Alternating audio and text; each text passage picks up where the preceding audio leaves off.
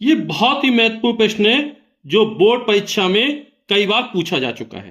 प्रश्न है, सिद्ध कीजिए कि बेलन के आयतन का दोगुना उसके वक्रपृष्ठ और आधार की त्रिज्या के गुणनफल के बराबर होता है। तो आधार की त्रिज्या स्मॉल आर मान लेते हैं और बेलन की ऊंचाई स्मॉल एच मान लेते हैं।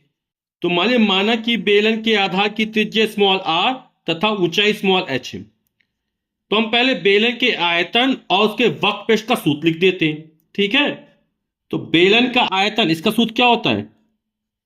पाई आर स्क्वायर एच, जहां आर बेलन के आधार की त्रिज्या और स्मॉल एच बेलन की ऊंचाई है, और बेलन का वक्रपृष्ठ क्या होता है? 2 पाई आर एच होता है।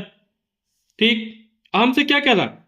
बेलन के आयतन का दोगुना, तो बेलन के आयतन का दोगुना कर देते हैं।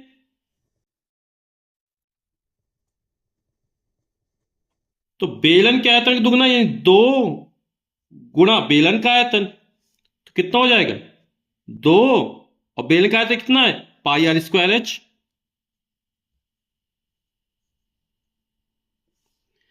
हमें सिद्ध करना उसके वक्रपृष्ठ और आधार की त्रिज्या के गुणनफल के बराबर होता है।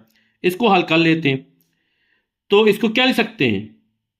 वक्रपृष्ठ 2 पाई आर एच है, तो यहां आर स्क्वायर है, तो इसको क्या लिखे? 2 पाई आर एच लिखा और गुणा आर कर दिया।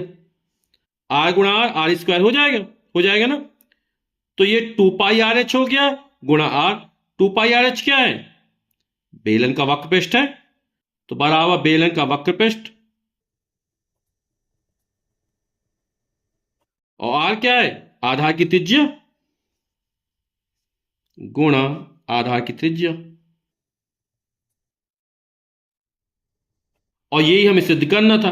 क्या सिद्ध करना था? 2 गुणे बेलन का आयतन, ये बेलन के आयतन का दोगुना कितना होना चाहिए? बेलन का वक्रपृष्ठ और आधार त्रिज्या के गुणनफल के बराबर होना चाहिए। बोल रहे ना, बेलन के आयतन का दोगुना उसके वक्रपृष्ठ और आधार की त्रिज्या के गुणनफल के बराबर होता है। ये हमने क्या कर दिया? सिद्ध कर दिया।